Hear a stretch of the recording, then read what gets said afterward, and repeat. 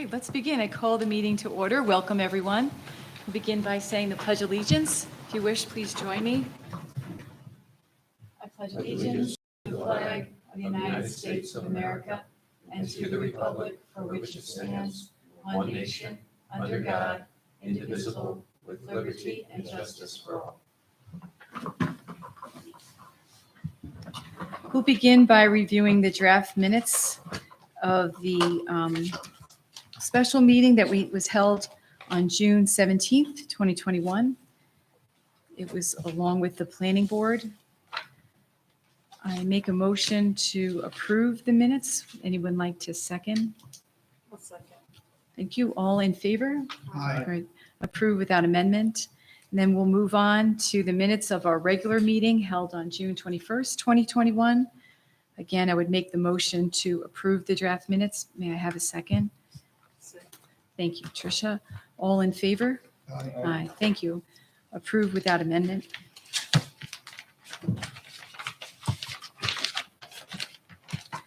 We'll review the agenda as posted on the town website. First is the Atlas Renewables North Troy Solar LLC, followed by the Hannaford Supermarket at Lord Avenue property.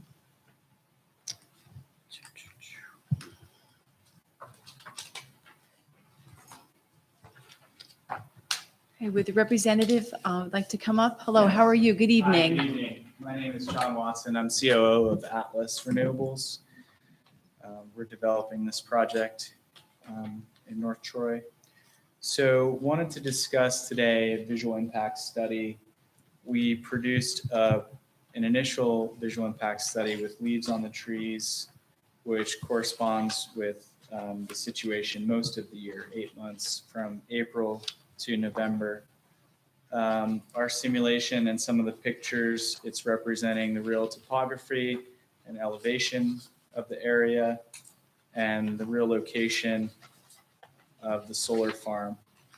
So it's quite accurate in terms of assessing the site of the solar farm from its surroundings. Our conclusion from the initial visual impact study is that there will be no visual impact from the ground level in a leaf-on condition, and therefore no visual impact to the homeowners living in the area. The intention of this initial set of simulations was to get the zoning board comfortable and also to collect some of your thoughts and additional questions. By mid last week, we were requested to produce a leaf-off simulation. We didn't have a good set of pictures from this winter, so we started working on leaf-off simulation and trying to collect as much data as possible. Our assumption is 80% deciduous trees, 20% evergreen, and we think that's pretty conservative. Our preliminary conclusion is that the different rows of trees and their branches will prevent the site, a plain site of the solar farm in winter and leaf-off scenario. And that's pretty much it. I'd like to just open it up for any questions or suggestions from the zoning board. We wanted to hit this topic as soon as possible because we have a lot of other moving parts with this project, with the planning board and with DEC and all the other stakeholders. Yeah, sure. You may have said it before, or perhaps another representative spoke about it. But could you kindly speak to the request for the 70-foot off of the Farrell Road side of the property, so it'd be south of the project? Sure, that would have been our engineering firm, CT Mail.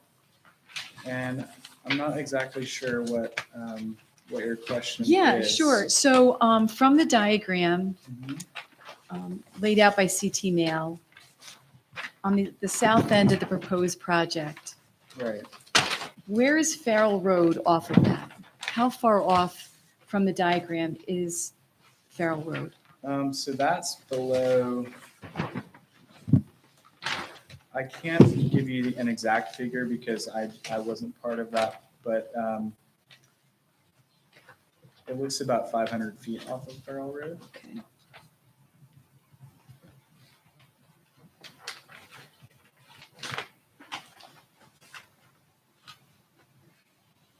And could you speak to the reasoning for that request?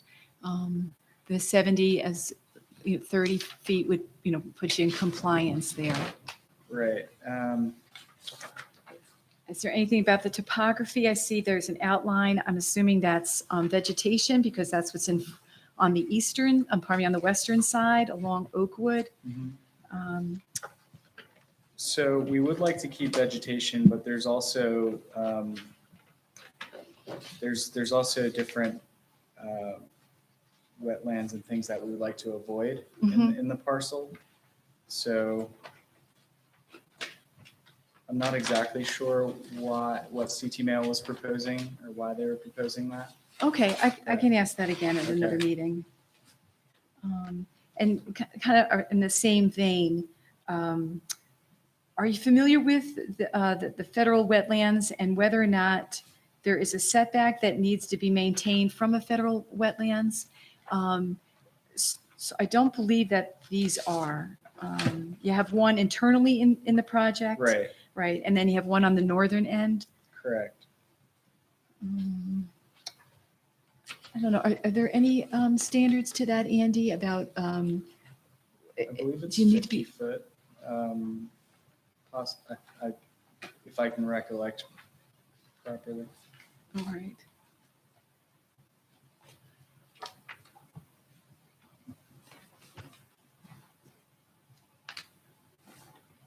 So that's what is diagrammed then from that eternal wetland? There's Yes. 50 foot, Yeah, I'll just add, for federal wetlands, there's no specific buffer Mhm. requirement, but that Okay. would be considered if an individual permit were applied for.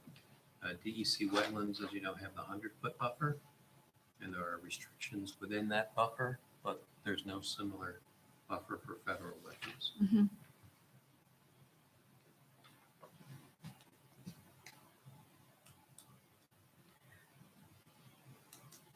So I guess a real simple question. So then is there a designation for this wetland? Does it have a It's federal or DEC It's a designation? DEC wetland because if it was federal, we'd have to get Army Corps to Mhm. make a Sure. determination. Yep.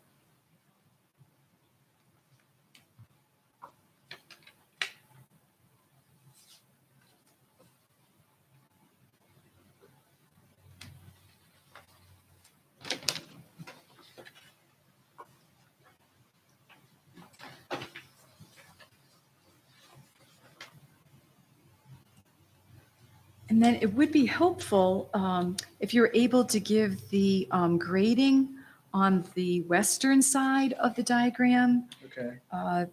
the high point area, Okay. because that is the neighborhood that is one of the neighborhoods that is affected by the project, or possibly affected by the project. Okay. So the elevation of the western side and then also the elevation of the neighborhood. Yes, yeah, right, you understand.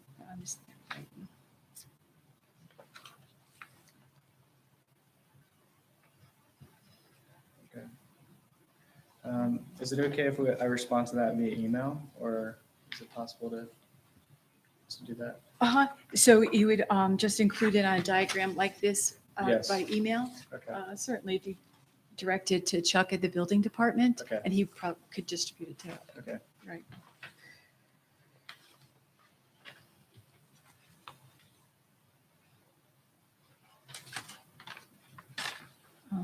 I'll just go on a little bit. So it spoke about, let's see, I don't know where I found this. That there'll be maybe it was the environmental assessment form, that there'll be limited grading. Mhm. As where possible, the ballast foundations will be laying on the existing surface grade. Correct. Ground disturbance will be greatly limited. So I understand that in previous solar field projects that we've seen because they've been vacant farm fields. I have a hard time understanding how there'll be an existing surface grade when you'll have to remove the trees that are on this property.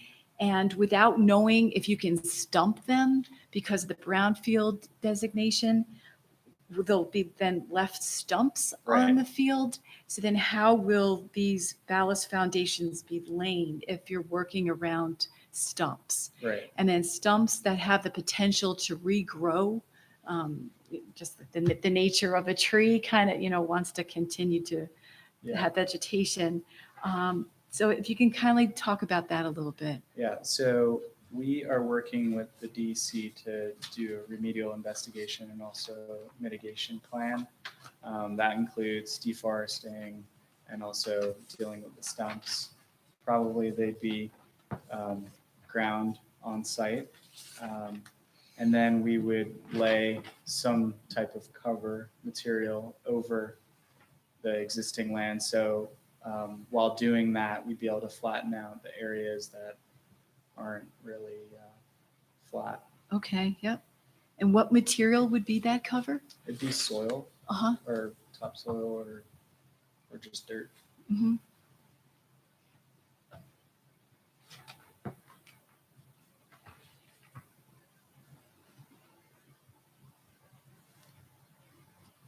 I understand that makes sense that way. Mhm.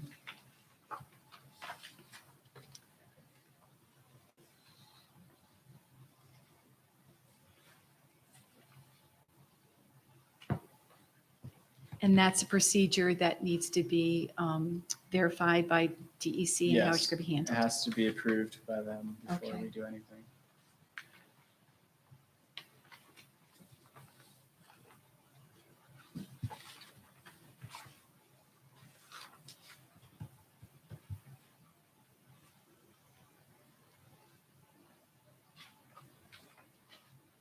Well, I appreciate the handouts. They're Mhm. beautifully done.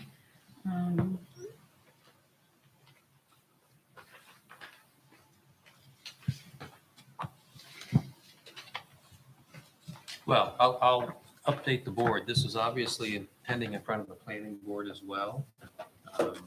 And there's been discussions about the seeker review being undertaken by the planning board. This project will be subject to seeker environmental impact review, even though DEC is involved on the brownfields portion of this project.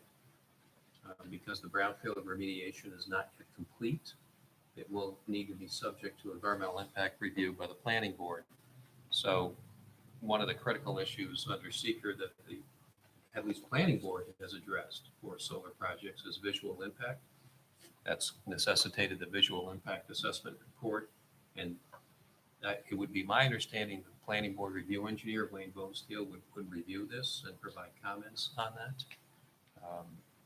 So that's, I think, where we are. It's still pending in front of the planning board as well. The applicant has presented to the planning board generically to try to get some initial comments from the planning board, as it has done in front of this board. This board's focusing on the requested area variances and see if those are objectionable. This has been a tough, well, strike that term. It's been a more complicated review simply because of the brownfield remedial aspect to this, which is not yet completed, and that the proposed remedial plan includes construction and installation of the solar field. So it's a little bit of almost, I won't call it cart before the horse, but the brownfield remediation is not a standalone project. It incorporates this proposed project. And because DEC is not yet done with the remedial plan, yet the applicant's in front of the town for review of the end remediation, which is installation of the solar field. It's been a more complicated review in the information that's needed to complete that review because of the uncertainties of DEC's position on the remedial effort. Having said all of that, the project, I think, is in the process of some technical review by the planning board review engineer, and I think that information is probably good for this board to have as well. Yeah, thank you.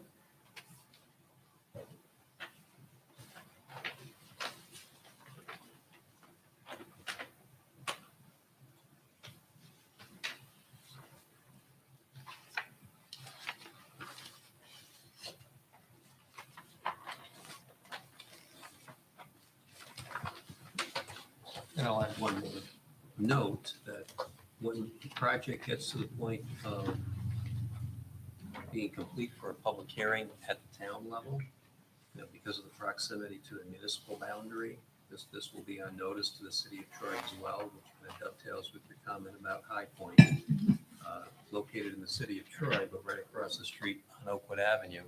The town will need to place the city on notice of the public hearing, and the city will have every opportunity to comment on this because of the proximity to the municipal boundary. So that's another agency that's going to be potentially involved in this as well. Yeah, thank you, Andy.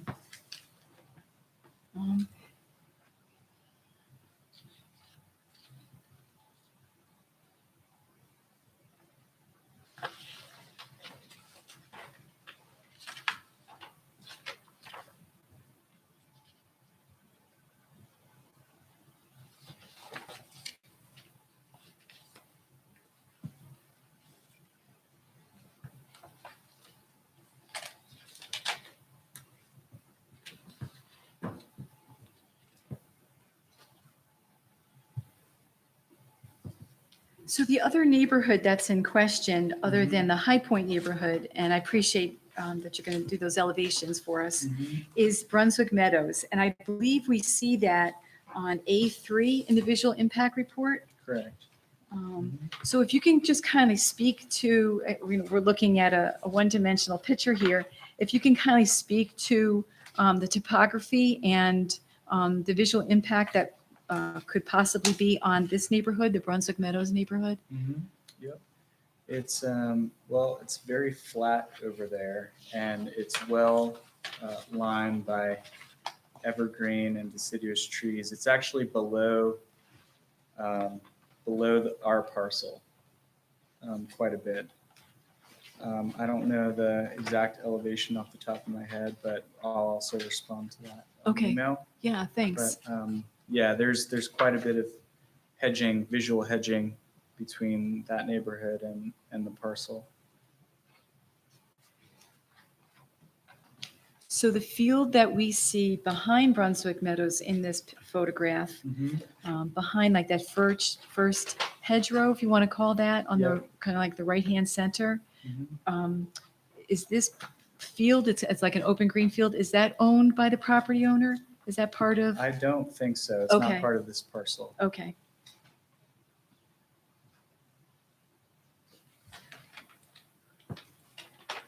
If you look at Exhibit EL4, it's page 9.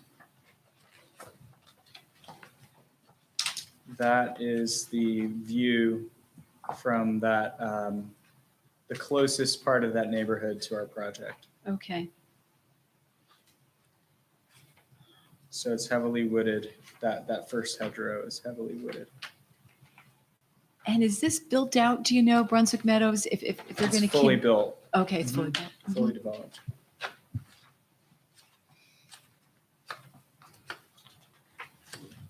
Because you can see where there might be, without knowing the condition of the land, you could see where other units could go in to kind of complete that line, but you're saying that it's fully built out. Yep.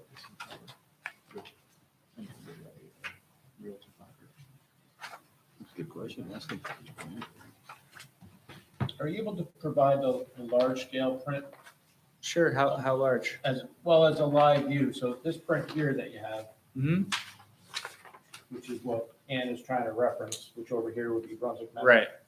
Is it possible to get this in a real aerial view with the overlay of the topography line so that we can actually see these fields and Okay. where the So wooded areas are? satellite image with the We're trying topography to go lines. off little tiny maps like Right. this. We're trying to figure out what areas are mounds and bowls, and Okay, it's kind of hard to figure out. And then, in some of the pictures that you have that are in your aerial views, the drawing lines are skewed. So we're not exactly sure exactly where you're taking the overall wooded areas out. okay, And on this map, it shows it, but on these where you're doing the visual views, they don't exactly line up. So I think that would be a little more helpful. Just in the large map right, that we have here. okay. Yeah, thank you for that suggestion, John.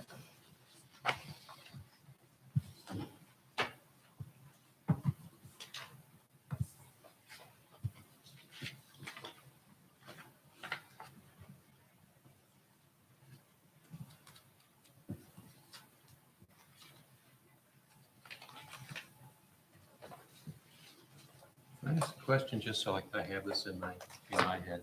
In the visual impact report, I think all the information is good, but for both the planning board and the zoning boards, information, probably the section 3, existing versus proposed conditions is most important, okay? So if you go to that, starting at page 26, existing versus proposed, are there any, or can you identify which of these simulations, the chair was just talking about the visual impact from Brunswick Meadows into the project site, proposed condition. The Right. existing condition is earlier in the report, but the proposed, is there that simulation? We don't included? have the simulation of every single view. We could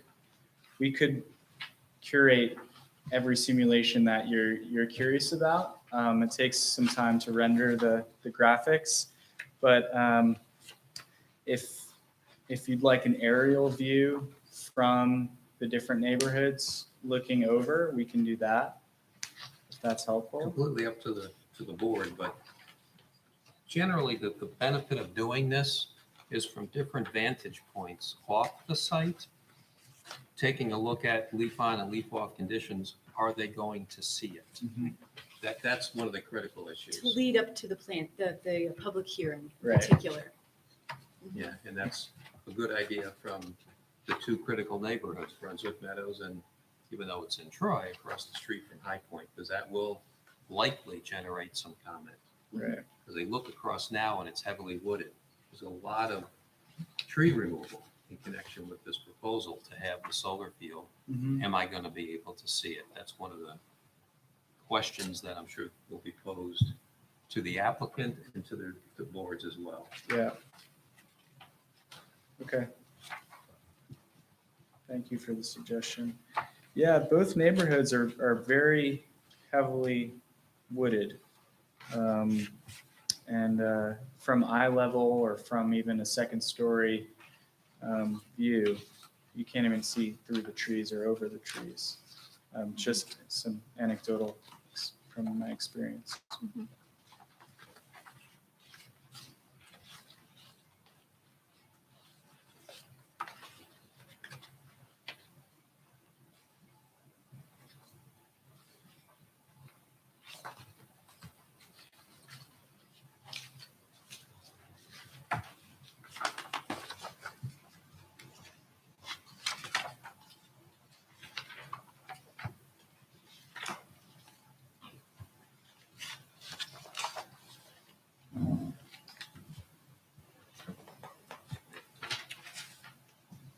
Are there any other comments from the Could members? you Yeah. tell me again what the percentage was of Deciduous and evergreens? trees with leaves as Yeah. opposed to? Right, so we're assuming 80% trees with leaves, 20% evergreen, which we think is conservative, but we're waiting confirmation from DEC tree person. I'm a little concerned about the visual impact in the winter when there's no more leaves. Is there any way you can give us a rough idea of what it's going to look like in the winter, or should we just wait for winter? Well, winter's right around the corner, but Don't say that. but depending on the species of trees, we can predict kind of the characteristics, and we could also layer them behind each other in a rendering and see what it might look like. We do have some photos from the site on site, so not where no one else would be, and it's very thick wooded brush scenario where you can't really see through the brush even. So we can simulate it and we can do our best to see what it might look like, just depending on how many rows we see and how thick the foliage would be. Or so we can do that, and we're working on that. Otherwise, we'll be here in winter working on it as well. Right. So.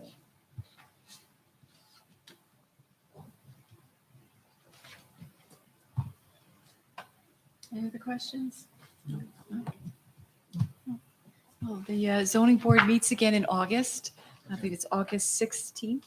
Yes, Monday, August 16th. Okay. So if you'd like to be on the agenda, perhaps you can communicate between now and then with Chuck, and he'll put you on the agenda. Okay, great. Thank you very much. Yeah, thank you. Have a good for your night. time.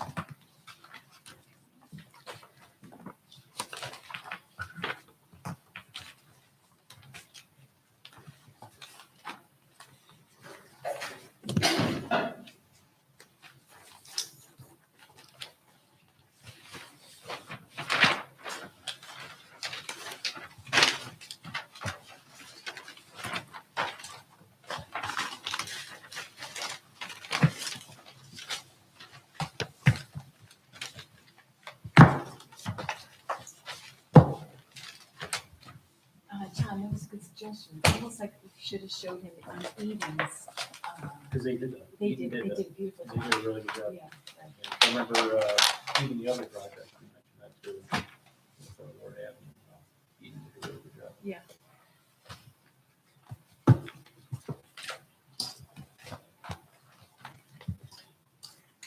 I finally got the computer up and running and looked about 1,000 feet from Farrell Road. Thank you. Okay. 959, 960. Okay, thank you. Appreciate that, Chuck.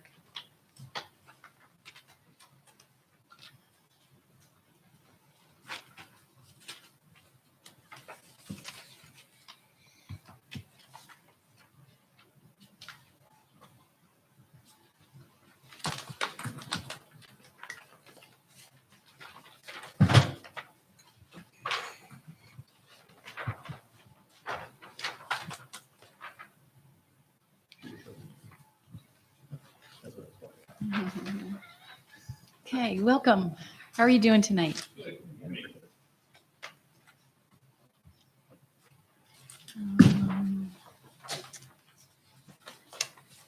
Walt Littman from MJ Engineering, representing Lord Avenue Properties LLC. Just to bring you up to speed, we were in front of the planning board on Thursday. We went over and discussed the public hearing comments, and I wanted to be able to do the same thing tonight with the zoning board. I just want to go through some of the lighting comments and things that we've looked at and revised. One, here's the overall lighting plan. There were 3 light poles in the back here. They have been eliminated. They were closest to the property on the west side. Also, all light pole fixtures and wall packs are dark sky shielded downward. There's no up lighting at all on the site.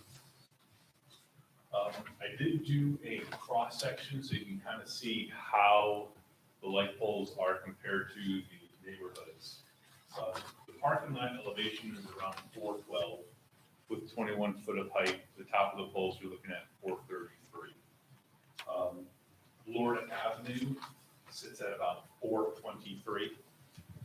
So in that regard, if you drew a line straight over Lord Avenue, you would see 10-foot height of pole difference.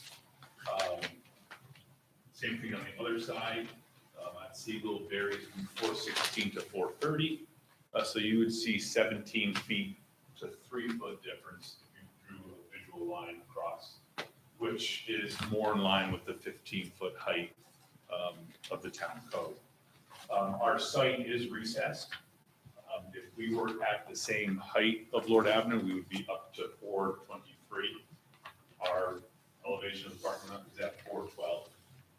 So like I said, that brings the visual height of the poles lower than if we were level with Lord Avenue. Residents would see the full elevation 433 at the top of the poles.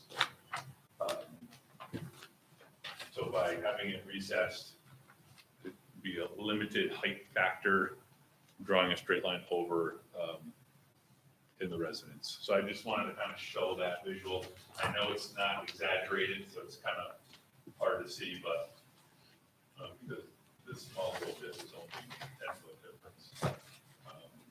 But elevation wise, that's here, you can see 412, 423, and so on. So I just wanted to present that to the board to kind of give you a more of a visual than just a narrative. Yeah, thank you.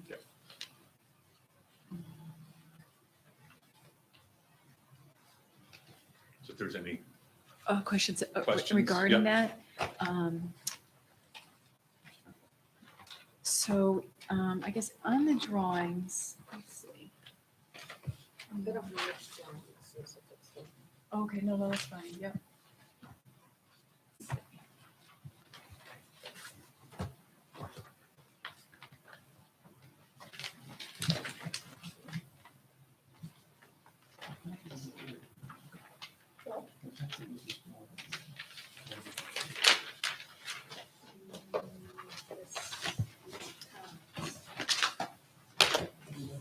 Are you looking for that drawing?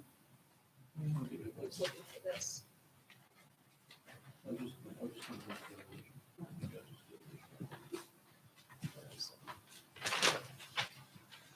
you can read it. I have bad eyes, so I get something like that and I'm like, okay, that's Maybe it. cheaters in it, so. Um,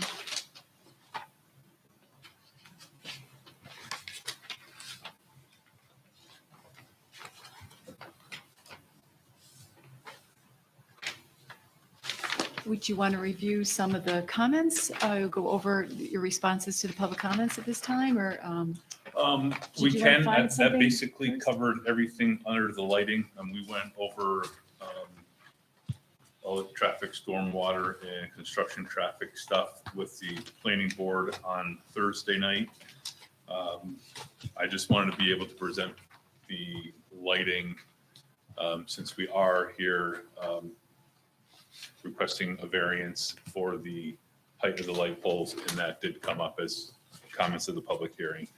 So if you look at our responses, it basically describes everything that I just kind of presented here. Mhm. You talked about a berm. Could you kindly discuss the berm that you pointed to? Yes, we do show a berm up in the west side of the site. We're still going to leave it there, even though we are eliminating the light poles in the back. Because that was at elevation 412. The top of the berm was 420, so you still see 13 feet of height of the poles. But those poles have been eliminated.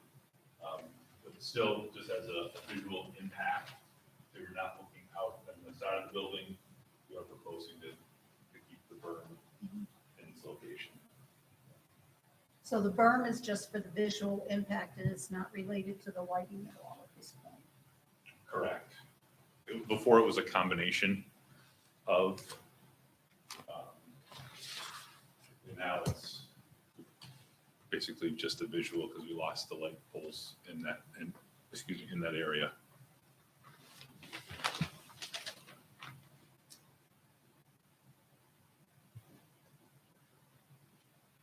So one of the comments by Rensselaer County Bureau of Economic Development and Planning was regards to the cutoffs. So with the lighting plan that you have given to us, are they full cutoffs? Yes, so you'll see, kind of have a visual picture of each. Right. So strictly down lighting. There's no uplighting, all dark sky friendly fixtures. I know it's really hard to see, it's not as good to see them on your electronic copy. Zooming is the best for your photometrics. Basically, each light fixture has a boundary, and these numbers in through here will tell you the foot candles at the pavement height. And for any lighting plan, your objective is to keep lighting just on your property. It can't spill over onto adjacent lands, no matter if it's a street, a vacant lot, or a residence lot. So all these numbers that you see around the site are all zeros. And as everything is concentrated within the site, there's no candle spillage outside of the proposed property boundaries. Can you explain what dark sky lighting actually is? I mean, I know you talked about that, but when you say it's dark sky friendly, Yeah, I did not bring any comparisons. For instance, those sconces would not be dark sky friendly because if you took that same fixture and turned it upside down, they would become dark sky friendly. So it's basically shielding downward, no really exposure upward. Everything just comes out down to the site and it's contained.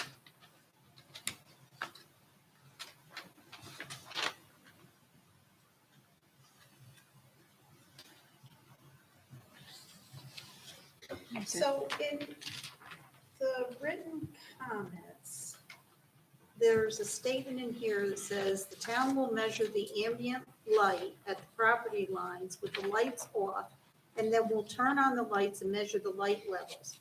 If the lighting level is more than the non-development lighting levels, the applicant will need to modify the lighting to conform. But this is something that is done after the fact, right? Just to make sure, I think, Chuck, did Allison talk to you about that? I know there was an issue on another project where you actually went out, you took a reading, and the particular commercial property had to adjust their light pole. I think what we were getting at there is, it's designed to be this way, but if there ever is a complaint, it can be verified. It can be checked. Well, it can be checked, but then what is done about it at that point? I mean, how do you correct that? If there's an issue, then the contractor would have to come. Maybe you'd have to readjust the fixture. Maybe the installation was incorrect. Basically, we were mentioning that it's a safety factor. It's not, it's installed and it's over. It can be checked later on in the future. If there's ever an issue, it can be adjusted. So it's just kind of giving the property owners, okay, we're not installing these and getting out of town. So it's kind of reinsurance for them to know that it can be checked later at a later date. If I can add, that would basically become a project compliance issue, even though it may not be an express condition to an approval, but the planning board presume that this is approved and the zoning board approves the variance for the height of the poles. It's the project that's approved, including the plan set and the information on which the approval is based, is this photometric analysis to show that there's no spillage of light off the property, off the project site. That's an enforcement issue. If in fact there's light spillage off the property, it's not in compliance with what was submitted to the building department and approved by the boards. The building department can go out and say, we're going to confirm whether there's any spillage because the approved plan shows no spillage off site. So it's a compliance issue for the building department. Not unusual.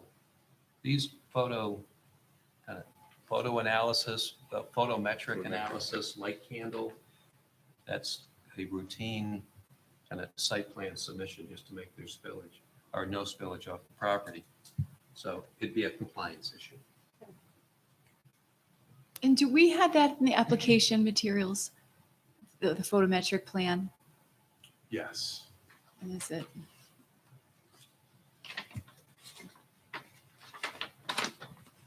We can submit the latest and greatest one to you.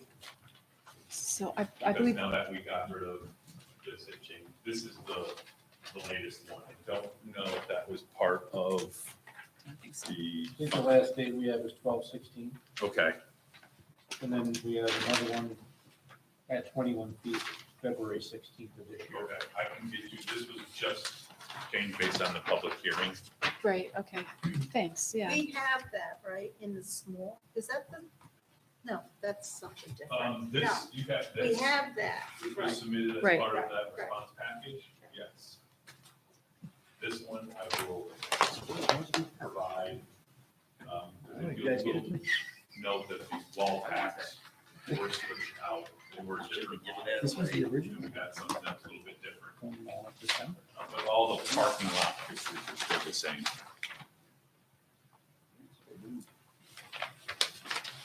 So what I'll do is I'll make some full-size copies of these for everybody, and I'll have them dropped off to Chuck to distribute. So what's in front of the board is a variance to increase the pole height. Could you kind of give us information why the project cannot abide by the 15-foot standard?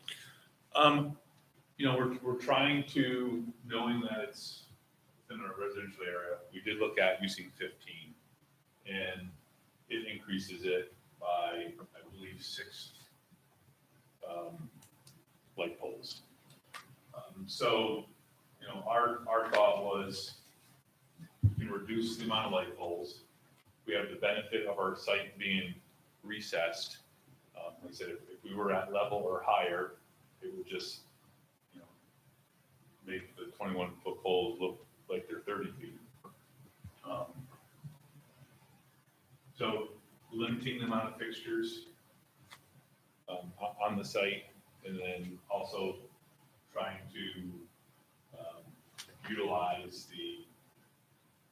since we have the recessed area, to request a little bit of extra height to be able to provide the amount of light that is required, especially in front of the store.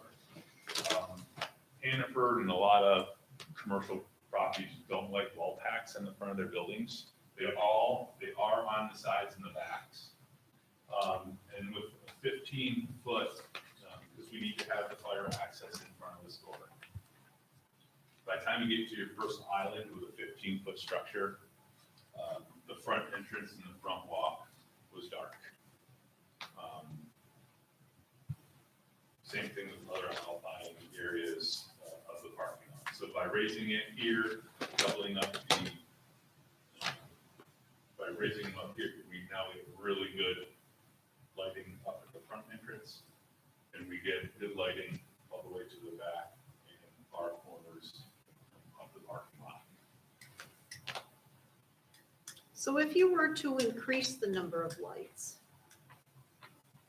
using the 15-foot lights and having more lights, does that increase the amount of what, I don't know. Potential Yeah, spillover? spillage, yeah. It wouldn't increase the spillage, it just wouldn't be a far enough site, especially in the front of the building, Because they don't want to use wall packs. for wall packs. Because they don't want to use wall packs. Because on the plan here, there's no wall packs on the front. Correct. So at the They're end all of on the the, sides. at the end of the day, is it just they're trying to save on buying 7 more light poles, or because they could, is there a combination where you could put 21 feet in front of the store to lighten up that area by the front walk and leave the rest of them at 15 on the outer perimeter of the property? We could look at it, I think it's gonna be a little bit more of a hodgepodge. I think you may be able to get away with 21 to help out here. These may be 15, but then you might need 21s again to get back here. Or, yeah, that is a possibility. Thought visually, keeping everything at the same eye level might be a little bit more aesthetically pleasing than having lights up and down. Or maybe they would consider using the light packs on front of the building. I'm looking up the zoning law now, but I do believe light packs are not allowed. The, Yeah, Chuck, I know you've made that comment, Yeah. I think, at other board meetings. yeah, On the front of the building, Chuck. the building. Unshielded No wall, wall packs. Really? unshielded wall pack type fixtures? That's what it says So it's what prohibited? are these Yeah. that they're showing on the perimeter? building? These wall packs? Yeah, there. Yep. In the, Well, because that was one of the questions I had. So, We show them on the side and the rear. right, so the building is 33 feet? The According building to the is- elevation, I believe it was 33 feet. It is 23, but the highest point, because your entrances pop out a little bit. Right. So you got 23 to that point and 32, those high points there. And on this drawing that I'm looking at for the light plans for both, they're the same. So A is the wall pack, that's at 12 feet of elevation on the building, No, they're all at 21 feet. even on the building itself? Yep.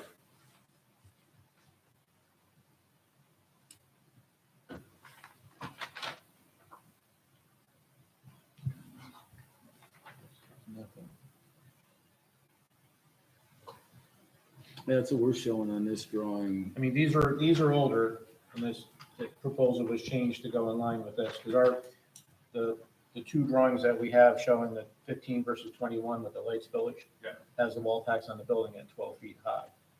Okay, that was an error. That was an error? Yeah, everything is 21. Okay.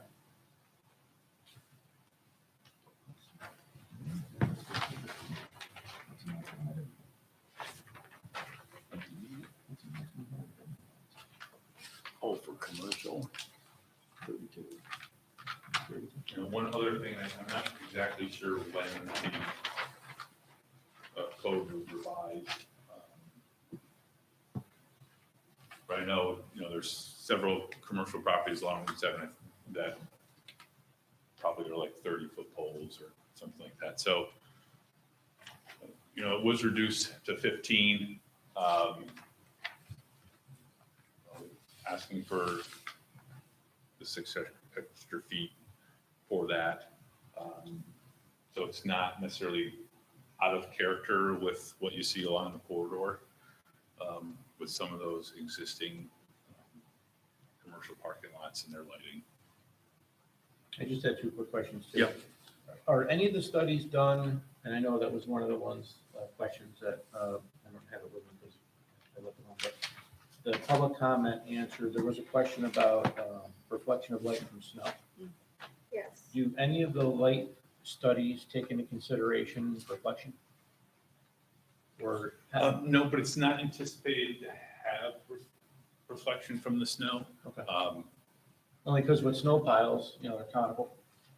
So if you have a light hitting it, it could reflect out off the site. So I didn't know, and generally in the wintertime, sites are a lot brighter, Yeah, because the the pavement is. parking lot will be plowed and there is enough spots off the parking lot area for snow storage. Okay. So it wouldn't be receptive to light bouncing off. And do you know what the hours of the operation of the store are going to be? I do not have that information yet. Because I was I just can wondering if it certainly wasn't find going to be 24/7, is there an option for the outer perimeter lights to be dimmed? Yeah, I can certainly ask the applicant. I don't believe it's going to be 24/7. I understand trucks will be going back there probably at night for deliveries, and there's probably a safety aspect, but I didn't know. if But there yeah, we was- can. There was a percentage of light that they could be dropped could be down to. Yep. At an acceptable level, at least for safety. That might help a little bit between the neighbors and, safety on the site. That was a possibility. Mhm. At least the perimeter lights. I know it was a question. I wrote that down, so I couldn't find it.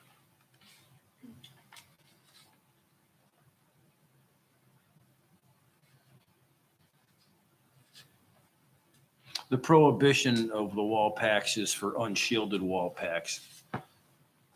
Section 2, line F. of 160-141D. You said yours are shielded, Correct. so it is unshielded wall packs. Okay. And that meaning that the Yeah, light 'cause has to most- shine down? Yeah, so for the unshielded wall pack, I don't know if you see anything. No forward facing. Basically, the wall packs are just rectangular with the light is right there, comes straight out. Yeah. Is the unshielded You want to see side. one, go to George Washington School. It's pretty, I know it's a fire escape, the two versions, one shoots out and then one shoots down. That'd be- When we retrofit it. that would be a good picture to show, before and after, what shielded and unshielded look like. I'll have to get on and get a picture of that some night.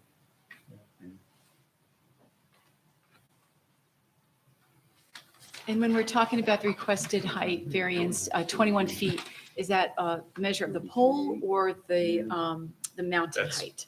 That's the full height. That includes the base.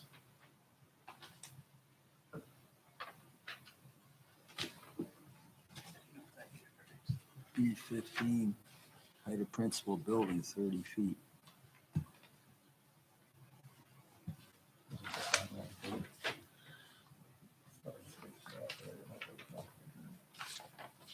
And I understand you to say that on Lord Avenue, there's some places where they'll only be able to see 3 feet of the light.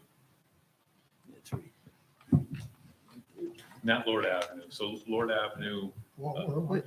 on Seago, there's elevation differences. So some spots are as low as 416, some are as high as 430. For Lord Avenue, it's basically pretty, once you get down the slope, it's about 423, 424. So if you're standing on that elevation of 423, The mean. looking out at the light fixture, you'll be seeing basically 10 additional feet. If you drew a line from, You've seen 10 feet of it. yeah, So dropping it down 6 feet wouldn't erase it. excuse me? Dropping it down to 15 feet, in other words, wouldn't erase being able to see the light.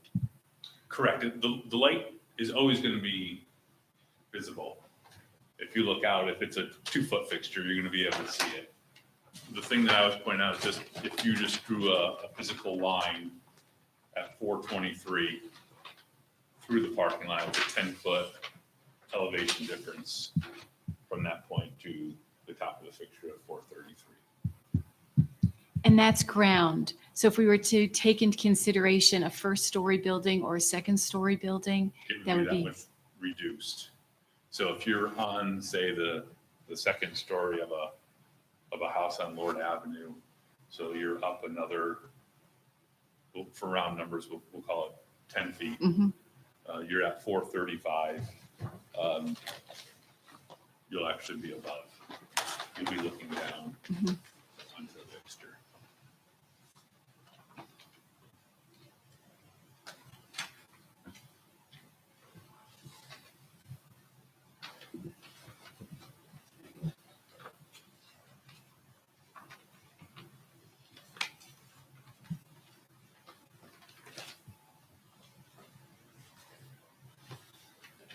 Could you speak a little bit about the color temperature? I believe that these are rated at 5,000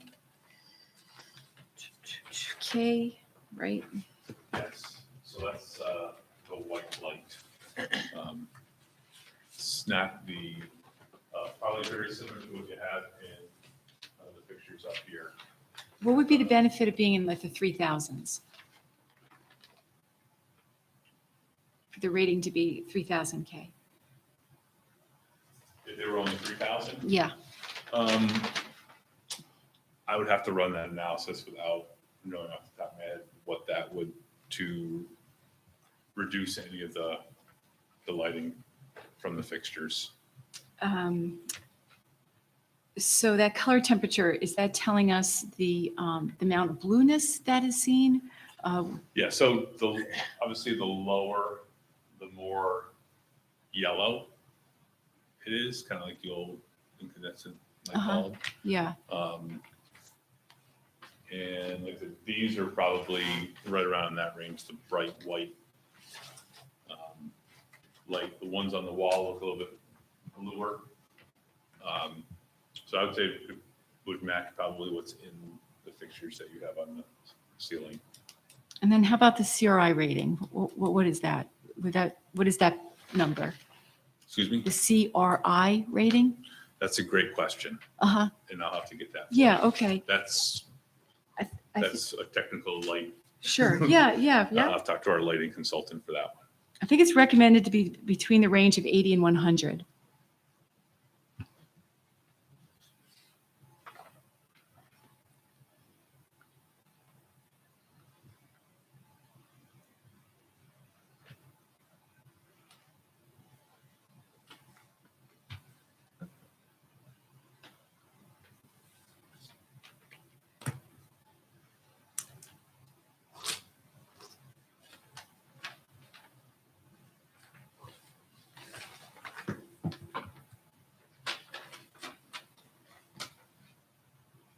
And the foot candles in the parking lot, what is that measurement?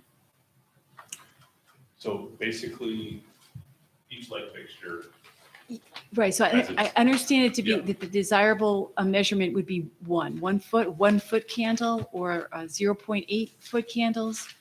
within the property, Yeah, it can vary. uh-huh, You'd like to see a foot candle. what are these producing? You can get anywhere, that's where the front was down to like 0.1, 0.2 at one point.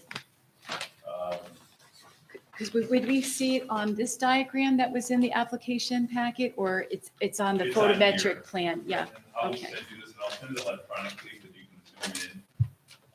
What happens is we get the photometrics from our light consultant, Mhm.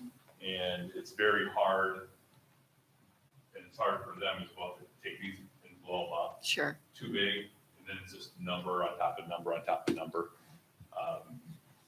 So I have to look at them via electronic and just zoom in. So would there be any effect of the number of poles on the measurement of foot candles in the parking lot? So could you expect to have, more numbers of the shorter height and have the same value of the foot candles as you would of a lesser number of the higher poles? I don't know that offhand, Yeah, but I believe, and I have to go back, I believe for our first submission, we did have the comparison of 15-foot fixtures and then the 21 and then the foot candle differences. So I'd have to revisit that from that first submission. okay, thanks, yeah. 1 foot candle or a range of 0.8, that is the desirable measurement. And I don't believe this municipality has restrictions, but I know other municipalities do have right in their zoning what their minimum foot candles they would like to see at various locations. Mhm. So,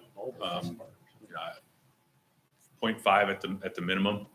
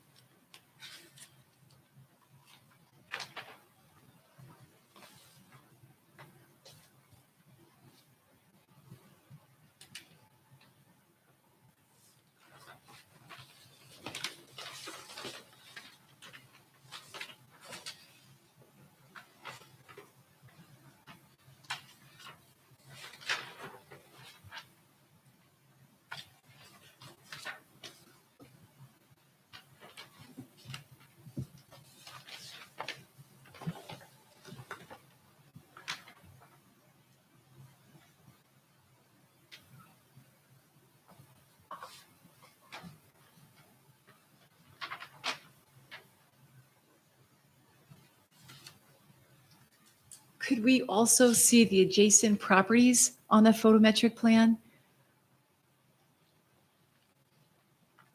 These here. Right, and then, That's the adjacent properties in the neighborhood. right, And then these are the adjacent properties on the side. Okay, And these are expressing, or showing full zero okay. for candles.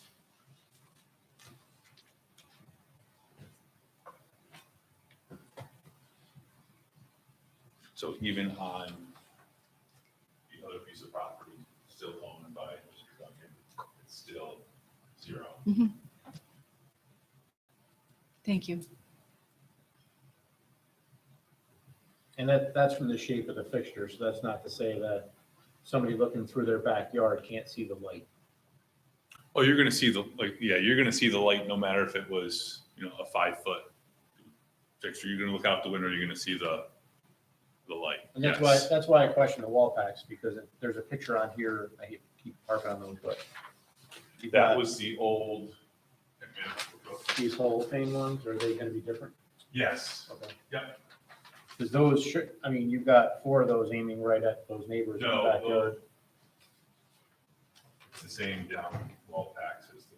Okay, that's what I was thinking. Thank you.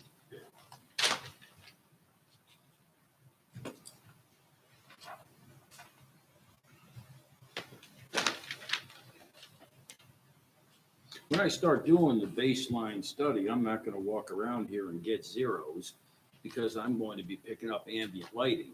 And that is going to be my base level. I walk all the way around the perimeter and record those in certain locations. And then we go from there once the buildup starts. Then we'll see where they vary from that ambient. So, then, The ambient is 3, and I should you gotta actually- deduct that 3 away from. Yeah, and I should take the ambient in 2 conditions, full moon and no moon. And then also don't keep in mind that the parking lot's right now up against adjacent properties here is an open area, which is about 150 to 200 feet until you get to the nearest light post. Mhm. Same thing in through here.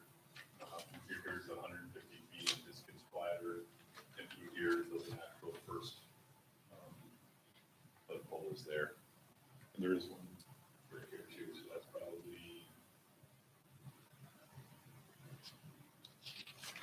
The light level to the, 75 feet from Lord Avenue.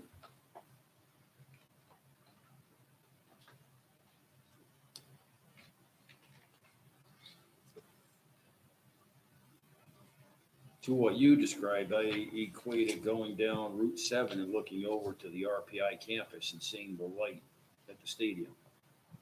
It's not lighting up the inside of my car, but I can see it from there. Oh, the stadium lighting? Well, You stadium know, lighting so- is a lot of out Oh, lighting. oh, gosh, yes, yeah. If it was all down, you'd probably need a dome. 'Cause I don't think it would get your whole field if those were straight down lights.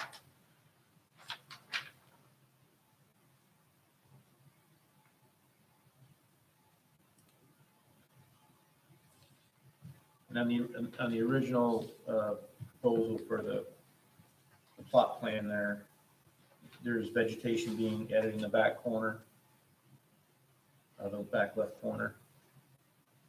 But is there any on the area where you're actually bounding with those neighbors?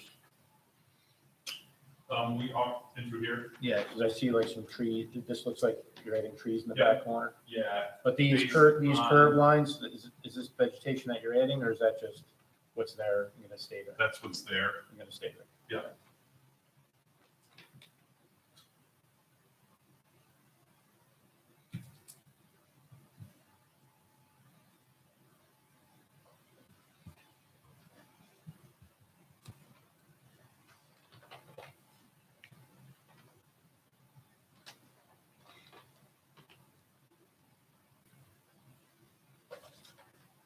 So if we don't grant the variance for 21 feet, what will you do? Go back to the drawing board and see what we can do to make sure we can get the appropriate lighting on the site, especially in the front. When we initially ran the 15, we could get, that's where the whole, we knew that was the height. What can we do to make sure we get the proper lighting around the building? And that's where we came up with 21 feet. Obviously, we didn't want to go much higher. Like I said, taking into consideration, we had the topography to do that since we were 10 feet lower than the surrounding neighborhoods. So basically, if we're 10 feet lower, asking for 6, there's still 4-foot difference in there. So that was kind of our, We can have a flagpole on the property that might be higher than anything else, abnormally higher than anything else with a light shining on it, that might uplight the flag. there is a flagpole, and they do not like their flagpoles.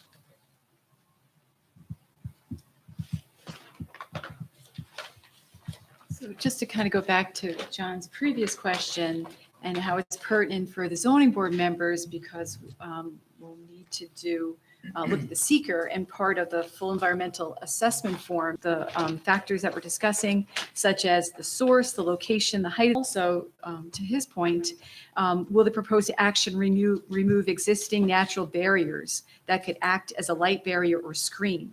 And in the description, it's noted that tree clearing near property line. So on how that squares with the answer to John's question. I believe the offset is about 15 feet. With material vegetation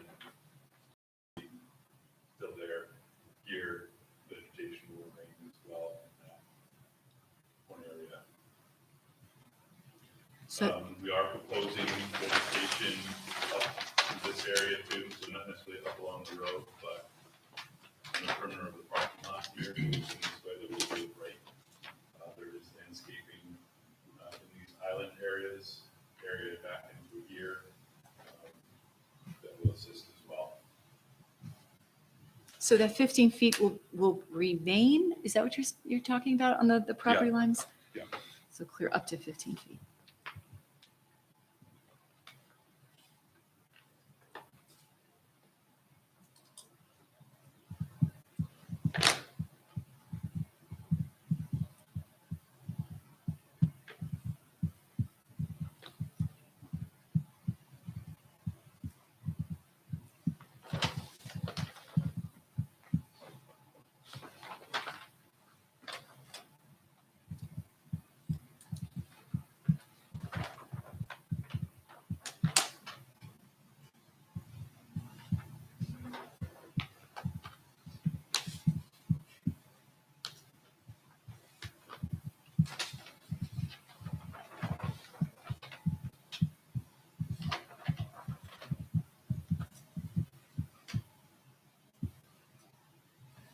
So if I could add on the seeker review of this, the planning board is serving as lead agency. It was the coordinated review. And I know the planning board's review engineer, Wayne Bonesteel, is reviewing that EAF and is beginning to assess potential impacts in part 2 of the full EAF. If there are specific issues or concerns board members have, it's a good idea to relay them to Wayne.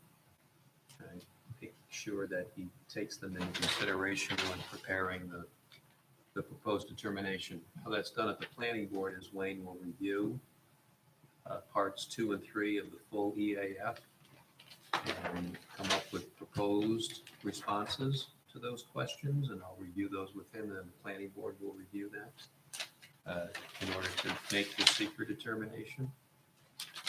Walt did state that the significant issues in front of the planning board, particularly relevant to the secret review, are traffic, stormwater, drainage issues, and construction impacts.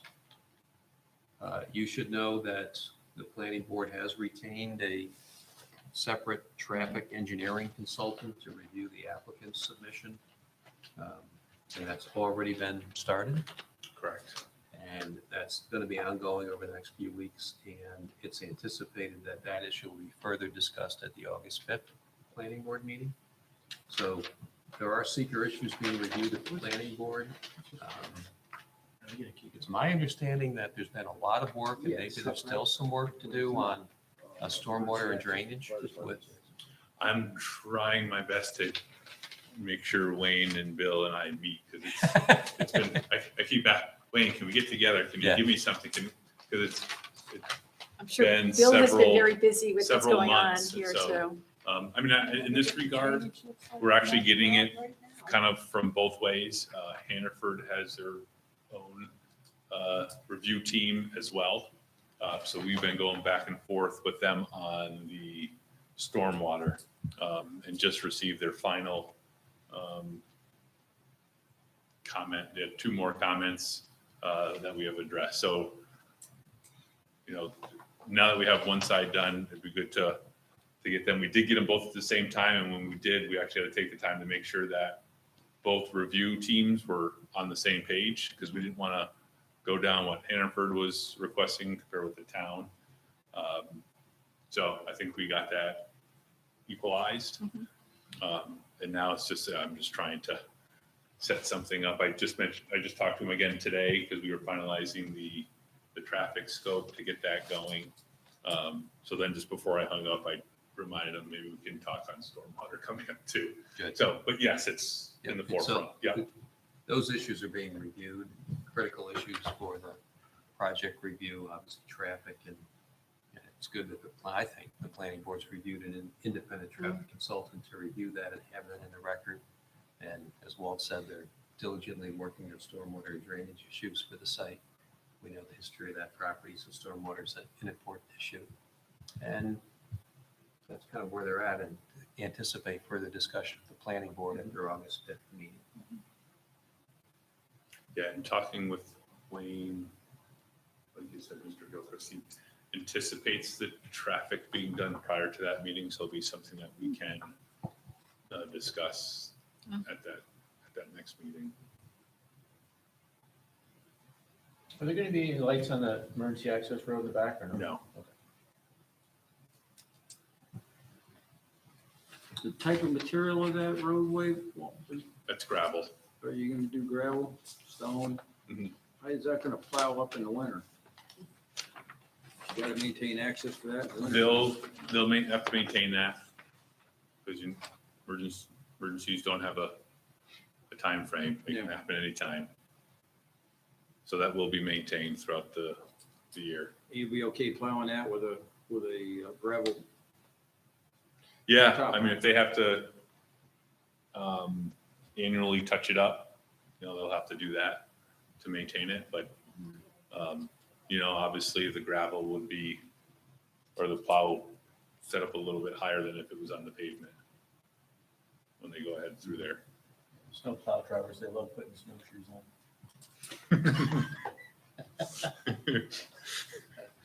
They love getting out doing that. We started out talking about elevations, and so your building's at 413.5, right? That's finished Finished floor, floor yeah, parking elevation, lot's all right. 412. So your parking lot's at 412. Now, your pole height is 21 foot. Are you Yep. including the base of that? Yeah, it's total height. That's total height. So you're gonna have a 3 foot base of concrete, just so people aren't whacking the pole, they're hitting this concrete. Yes and no. Yeah. If they're in, they vary, If because they're not if we in an can get them island. in islands, Yeah. yeah, if they're not, there are some that aren't, they will certainly have the 2.5 foot concrete base. So do you compensate for your light pole differences of whether they're gonna be on a stand or whether they're gonna be, base mounted? To compensate for height, or you're gonna have a slight 3 foot or whatever height difference you have, or whether you're parking it on a pier or not, right? You'll have that difference in height. If you're going directly onto as you described, if you're going into an area that has a cutout on it for some green, the green area in the parking lot, you'll set that on that same pier, that 3 foot pier. For the light, yes. All right, so Yeah. that's how you get standardization. Okay. So you're looking at 412, you got 21 foot, right? 433. So 21 feet will be the overall height, no matter where the pole is set from. grade. Right, that's correct. total height. From grade, that's a good way of putting it, yeah.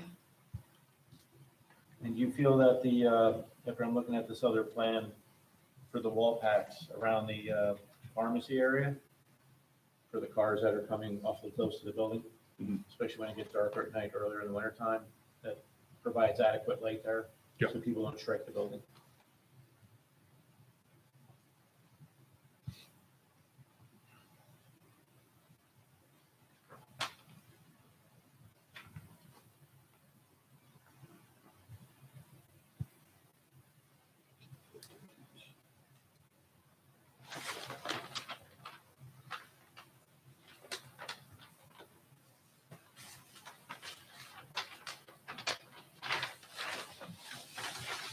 Where are you expecting to put snow on this site? Say again? Where are you expecting to push snow on this site? Gonna stockpile into the, what would be the southeast corner? Yeah, there's places Guardrail everywhere else, right? What about the stormwater, wasn't that? That's covered by a guardrail, right? Yes. There's spaces in through here, looking at in through here, bathroom through here.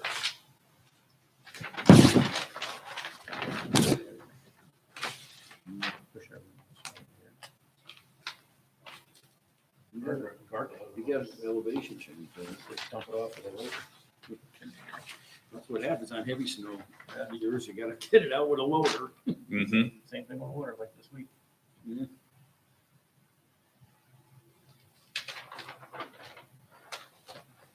So the two proposals that you had originally that we looked at, the 15-foot versus the 21-foot, the numbers around the building are almost identical, with the exception of the very front of the building. Yep.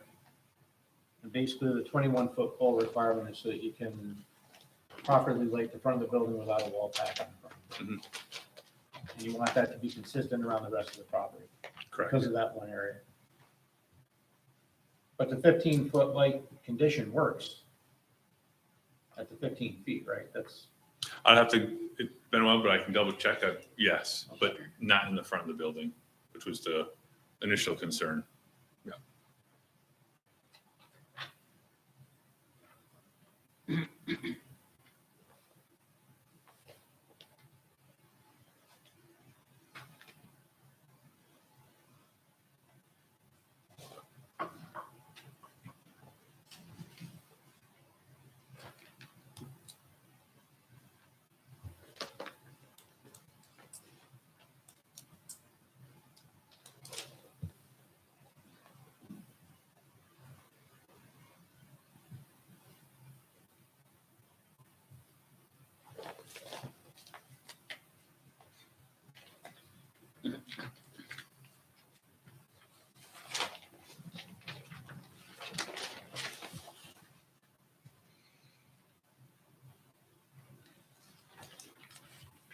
I don't know if Andy or Chuck could answer this. Do either of you recall if the planning board or either body looked at previous development that we even talked about? I mean, the only one that I've been involved in here major would have been the Leon property, about the height of the poles on their property. You know how this would compare to that, Chuck? I did not do a comparison, but there, there was questions from other board members, asking me, hey, what's the size of Price Chopper? And I actually I didn't get out there to take the numbers, but I'm going to. I had to refresh myself on some trigonometry, how to do it. Must be an app, I'm telling you, it must be an app. You really just point your phone at and it will tell you. There is. I don't know what it is, but my son found one Yeah, that you can point it yeah. and whatever object it picks up in front of it, it'll give you a distance. So if you can shoot it and hit the fixture right, you might be able to do it. But I do not have those answers, John. I can certainly get them.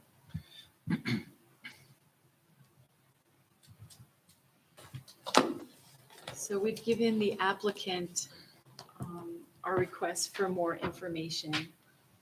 Chuck has our request for some more information. Is there anything else that the zoning board members may need at this time? Otherwise, I see that we don't have the information right now to put this to a vote, to consider the standards. We're still gathering information.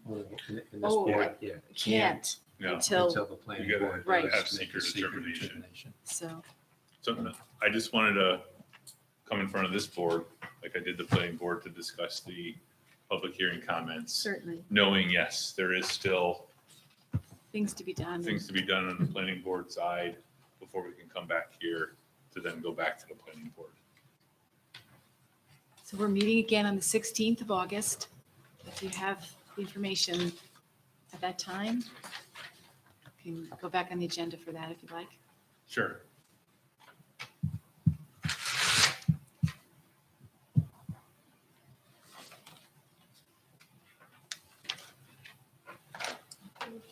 All right. Great. We're definitely gonna get an updated version of that plan, correct? Do you have any questions for us at this time? I don't know. I think this was helpful. Appreciate your time. All right, thank you for coming. Thank you. All right, have a good night. You too.